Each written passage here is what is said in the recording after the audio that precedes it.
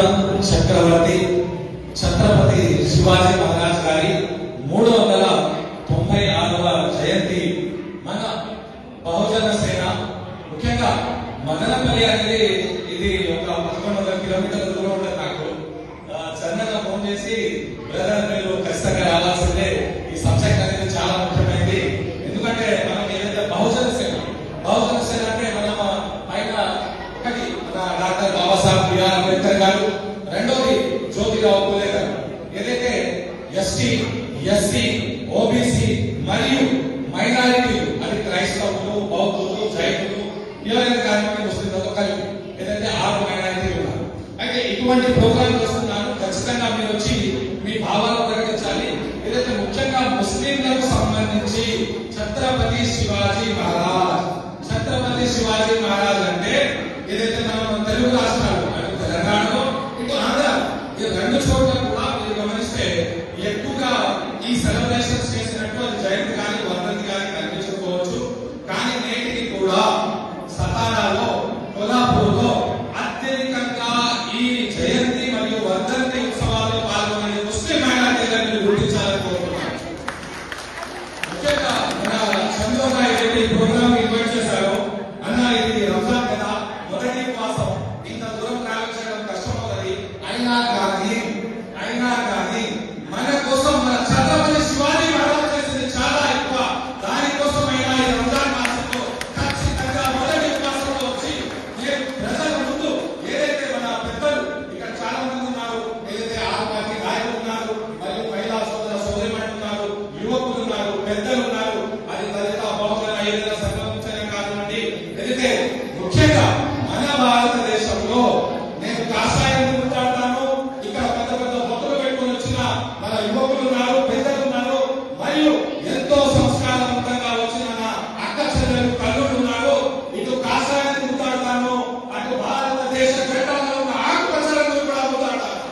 ఎవరైనా కానివ్వండి, భారతదేశంలో రంగుల ప్రకారం కులం మతం ప్రకారం మనల్ని విభజించు పాలించు అనే ప్రయత్నం చేస్తే దీనికి వ్యతిరేకంగా ఖచ్చితంగా మనందరం కూడా కలిసికట్టుగా పోరాడాలి అని మీ అందరికీ కూడా ఉపయోగిస్తున్నాను. ఇక్కడ మహిళా మంత్రులు ఉన్నారు కాబట్టి మీకు ఒక ఏదైతే ముఖ్యంగా నేను ఈరోజు మీ ముందు చెప్పిపోయే ఒక్కొక్క చరిత్ర కుటుంబం ఏదైతే ఉన్నదో అందులో పేరు నుంచి ప్రస్తావన అనేది మీరు గ్రూపులో వెతుకుతారా, గూగుల్లో వెతుకుతారా, ఇంకా ఎక్కడైనా వెతకవచ్చు. ఒక్కొక్క అంశం అనేది చాలా విధంగా వివరిస్తాను. ముఖ్యంగా ఏదైతే మహిళలకు సంబంధించి మన ఛత్రపతి శివాజీ మహారాజ్ గారు ముస్లింలను ఏ విధంగా వారు అన్ని అంశాలను అటు ఖురాన్ అంశం కానివ్వండి, అటు మసీద్ అంశం కానివ్వండి, అటు మహిళలు ఎవరైతే ఏదైతే కళ్యాణ్ అనే ఒక మన సామ్రాజ్యాన్ని అక్కడ మన ఛత్రపతి శివాజీ మహారాజ్ గారికి సంబంధించిన ఒక సేనాధిపతి దాన్ని కైవసం చేసుకోవడం జరిగింది. అప్పుడు అక్కడ ఒక ముస్లిం మహిళను ఏదైతే రాజు అక్కడ ముల్లా మొహమ్మద్ అని ఉన్నారో వారి ఏదైతే కోడలు ఉన్నదో ఆమెని వారు పట్టుకొని మన శివాజీ మహారాజ్ గారి ముందు ఆమెని ప్రవేశపెట్టి ఈమెను బందీగా ఉంచుకున్నాము, ఎంతో అందంగా ఉన్నది అని చెప్పడం జరిగింది. అయితే సర్వసాధారణంగా ఇవన్నీ పరిపాలనా అంశాలలో ఆ రాజుల ఏదైతే రాజ్యాలు నడిచాయో ఆ రాజ్యాలలో రాజులకు ఉండే గొడవలు ఏమిటంటే ఈ సామ్రాజ్యం నాది, ఈ భూమి నాది, ఈ ప్రాంతం నాది, ఇక్కడ ఎంత రక్తపాతమైనా ఎన్ని త్యాగాలైనా ఏదైనా చేసి మా సామ్రాజ్యాన్ని మేము కాపాడుకుంటాము అని చెప్పే ఏదైతే ధోరణి ఉందో అదే మన ఛత్రపతి శివాజీ మహారాజ్ గారి నుంచి మనం నేర్చుకున్నాం.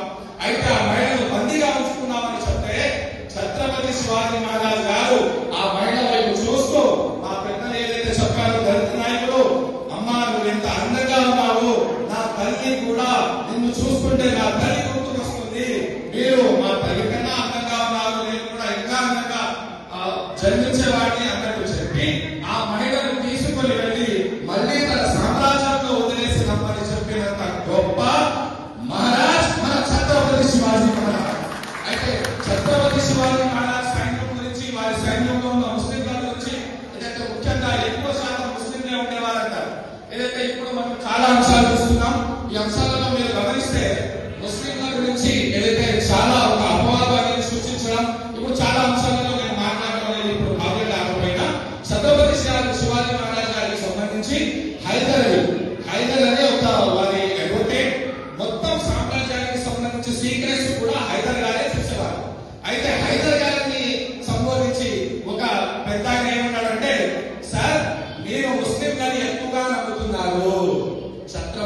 శివాజీ మహారాజ్ గారు మీరు ముస్లింలని ఎక్కువగా నమ్ముతున్నారు, దయచేసి నమ్మొద్దండి అన్నారు. అంటే ప్రతి చోట ఉంటారు పుట్టించేవాడు. ఇప్పుడు చెప్పాను కదా, నాకు అర్థం ఉంది, పెద్ద పెద్ద బొట్టులు ఉన్నాయి, కాషాయం రంగు ఉంది, ఆకుపచ్చ రంగు ఉంది. ఏమవుతుందండి, మన భారతదేశంలో అన్ని కులాల మతాల వారు, ప్రజాస్వామ్యవాదులు, రాజ్యాంగవాదులు, లౌకికవాదులు అందరూ కలిసి ఉండే దేశమే మన భారతదేశం. ప్రపంచ దేశాల్లో ఎక్కడ లేదు. మీరు ఎన్ని అరబ్ కంట్రీలు చెప్పుకున్నా, ఎన్ని ఫారెన్ కంట్రీలు చెప్పుకున్నా, నా దేశ గొప్పతనం, నా దేశానికి మించిన దేశమే లేదు. మీరు ఏ దగ్గర చెప్పుకోండి. అయితే ముఖ్యంగా ఆ సందర్భాన ఛత్రపతి శివాజీ మహారాజ్ గారు స్పష్టంగా చెప్పారు, నేను ముస్లిం, ఆయన గురించి ఏదైతే రంగులు, మతము, కులము చూసి ఉండదు. ఆయన గారు ఏదైతే వారికి ఈ సామ్రాజ్యాన్ని నడిపించే వారికి ఉన్న ధైర్యం, మెరుగువ, నైపుణ్యం, దాన్ని చూసే నేను ఆయన నమ్ముతాను తప్ప కులం, మతం చూసేవాడు కాదు శివాజీ మహారాజ్ అన్నారు. ఇంకా ముఖ్యంగా ఏదైతే ఖురాన్ గురించి, ఇప్పుడు ఖురాన్ గురించి ఎన్ని జరుగుతున్నాయి, ఎన్ని చెప్పుకుంటున్నారు అని పక్కన పెడితే, ఛత్రపతి శివాజీ మహారాజ్ ఎవరికైతే మీరు హిందుత్వ ఐకాన్ గా చెప్పాలనుకుంటున్నారో, మేము ఆయన్ని ప్రతి ఒక్కరికి ఐకాన్ అనుకున్నాం. అయితే ఛత్రపతి శివాజీ మహారాజ్ ఖురాన్ని కూడా యుద్ధం చేసినప్పుడు ఏదైతే ఖురాన్ ఉంటుందో ఆ ఖురాన్ని కూడా ముస్లిం సోల్జర్స్ కి పిలిపించి వాళ్ళ చేతుల్లో ఇచ్చేసేవారు. అంత గౌరవం మన మహారాజ్ చేశాడు. అది మన మహారాజ్ గొప్పతనం. దాన్ని మనం గుర్తించాలి. అంతే తప్ప ఇప్పుడు ప్రస్తుతానికి మన సమాజంలో నడుస్తున్న వాటికి ఛత్రపతి శివాజీ మహారాజ్ లాంటి వాడు ఏ విధంగా అయితే ఒక లౌకికవాదాన్ని మనందరికీ చాటారు. మన పెద్ద ఆయన చెప్పారు, ఇందాక మన ముస్లిం భక్తులు కొంతమంది చెప్పారు, ఎక్కడైనా కానివ్వండి మనం కనుక కులం, మతం అనేది మన దాంట్లో వచ్చేస్తే, ఏదైతే మన చందు అన్న బహుజన సేనను స్థాపించాడో ఆ బహుజన సేన లక్ష్యం, గమ్యం, మార్గం కూడా అతను యువకులను చైతన్యపరుస్తూ మాలాంటి ఎందరో యువకులను భారతదేశానికి ఛత్రపతి శివాజీ మహారాజ్ లాంటి పోరాట పడిపోయి మనందరం కూడా తీసుకుని రావాలి, రాజ్యాంగాన్ని పరిరక్షించాలి, లౌకికవాదాన్ని పరిరక్షించాలి అని చెప్పి చందు అన్న చేస్తున్న పోరాటంలో మేమందరం కూడా వారికి చేదోడు వాదోడుగా ఉంటామని తెలియపరుస్తున్నారు. అఫ్జల్ ఖాన్ అని ఇంకొక రాజు ఉండేవాడు. ఆ రాజు చనిపోయాడు, సామ్రాజ్యం గెలిచాడు ఛత్రపతి శివాజీ మహారాజ్. ఆయన శవాన్ని కూడా అంత్యక్రియలు సరిగా చేయండి, ఆ మత ప్రకారం చేయండి అని చెప్పి బతికున్న వాళ్ళనే కాదు, చనిపోయిన శవాలు కూడా ఇచ్చేసిన గొప్ప వ్యక్తి ఛత్రపతి శివాజీ మహారాజ్. అయితే ఇంతటి గొప్ప ఉన్న వ్యక్తికి సంబంధించి ముస్లిం మైనారిటీలలో ఎక్కడైనా వస్తుందా రాదా అంటే, ఏమిటి మీరు పుస్తకాల్లో ఉన్న చరిత్రను ఏ విధంగా వక్రీకరిస్తున్నారో చూస్తున్నారు. అయితే అలాంటిది ఛత్రపతి శివాజీ మహారాజ్ గారి చరిత్ర మా గుండెల్లో ఉంది. మా తల్లులు కూడా ఛత్రపతి శివాజీ మహారాజ్ ఏదైతే త్యాగాలు ఉన్నాయో వారి పోరాట పట్టణను చెప్తూ ముందుకు తీసుకెళ్తున్నారో అది మీరందరూ గ్రహించాలని కోరుతున్నాము.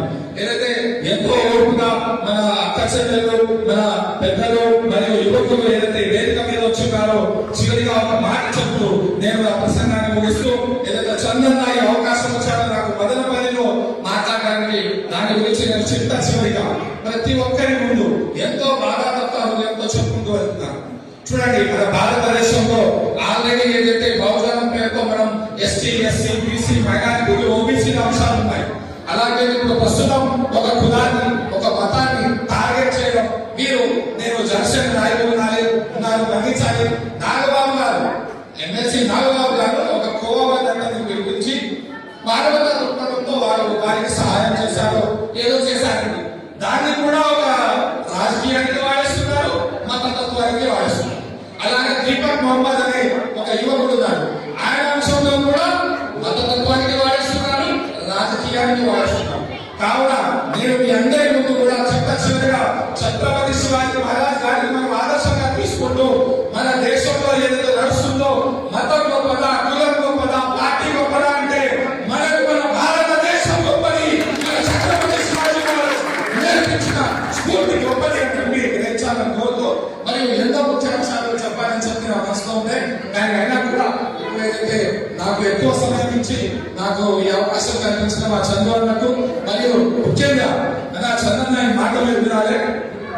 మన చంద్రన్న ఏదైతే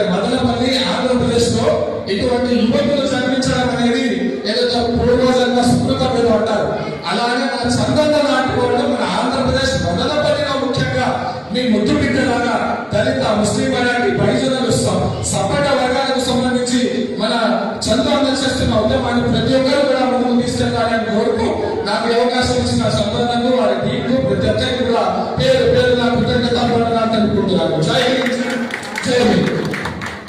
కష్టమైన పనులతో